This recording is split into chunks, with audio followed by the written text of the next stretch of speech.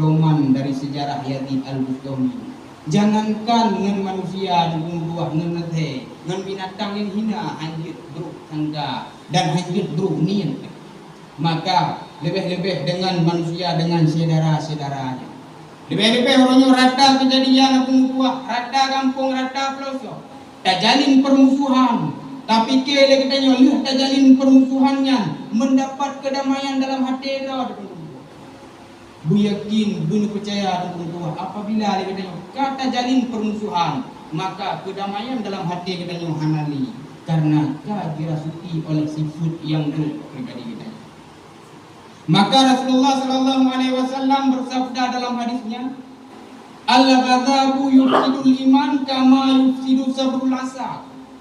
Marah, bengek dapat menghilangkan iman, lagai contoh tatih jadam dalam menisa gadah mami hidup pe menansi keimanan katanya menyonati pun dia katanya orangnya al-ribatu riba dan pegah-pegah tentang keburukan orang lain, tak anggap hina orang lain, tak anggap mulia dah. Lebih-lebih katanya orangnya orang yang ibadah, orang yang selalu mulazamah dengan ibadah, tak anggap ada pribadi dah tu suci, tak anggap orang yang lain kadang-kadang yang bersemayang hana berbuat hatan, selalu mulazamah dengan buat kejahatan. Kadangnya di mata Allah lebih mulia daripada kita. Maka legadanya, you mantengna kesempatan dalam tubuh tu. Orangnya you tak mikir manteng tenaga temantengna. Wate dan mikir legadanya upah bak duduk pikiran tu. Maka jangan pernah menjalin permusuhan dalam kehidupan. Maka juga dari kenibangan, jangan pernah tak anggap orang lain hina di pandangan katanya. Kadang orang yang tak anggap hina katanya di pandangan katanya, kadang mulia di pandangan Allah. Yang tak anggap doa mulia, kadang hina di pandangan Allah. Nyo sebalik daripadanya.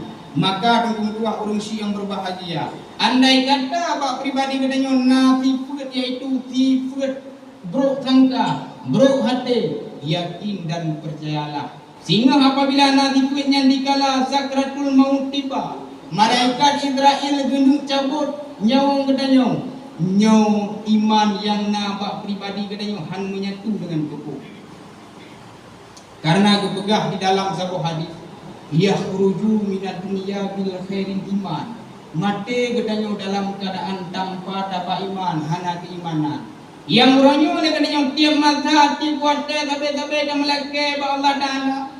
Ya Allah, bila mana dengan nyawa melong kan aku pisah dengan tubuh, baik ni begadah iman yang nabak pribadi long ya Allah. Ya Allah, long ya taat kepada adab long ya taat ya Allah kepada neraka ron. Long tu ya Allah nan ciptakan neraka, nan ciptakan surga. Munya memang le katanya mantang na sifat kiri, dengki, ria, takabur. Nyo yakin dan percayalah. Mungkin tubuh katanya merupakan tubuh yang celaka di hadapan Allah, tubuh yang celaka di hadapan Rasulullah, juga tubuh yang celaka di hadapan malaikat nantinya. Maka mudah-mudahan abang tuah urung si yang berbahagia, bila mana mantangna sifatnya bak pribadi katanya, hilangkanlah tubuh Allah taubatan nasuha. Mudah-mudahan katanya abang tuah menjadilah urung yang disayang oleh Allah, menjadilah umat yang dicintai oleh Rasulullah. Maka dalam laki Allah, setiap langkah yang dabur, setiap tuut yang tagerak, menjadilah catatan amalan kebaikan bagi pribadi kita yang bersama.